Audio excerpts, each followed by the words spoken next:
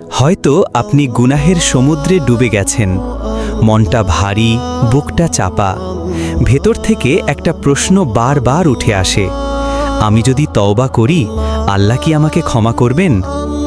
তাহলে আপনার হয়তো আল্লাহর দয়া সম্পর্কে ধারণা নাই।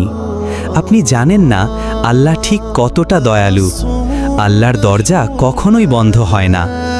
রাসূল সাল্লাল্লাহু বলেছেন, আল্লাহ সেই বান্দার তওবায় এত বেশি খুশি হন যতটা খুশি হয় সেই মানুষ যে মরুভূমিতে হারিয়ে ফেলা উট হঠাৎ ফিরে পায়।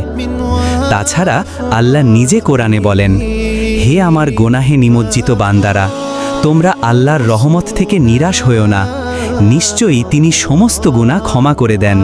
সূরা জুমার আয়াত 53। আল্লাহ তোমার অতীত দেখেন না, তিনি দেখেন তুমি এখন কোন পথে হাঁটছ।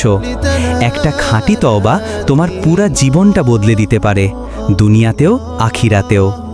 তাই এখনো দেরি হয়ে যায়নি, তওবা করো, ফিরে আসো, আল্লাহ তোমার অপেক্ষায় আছেন।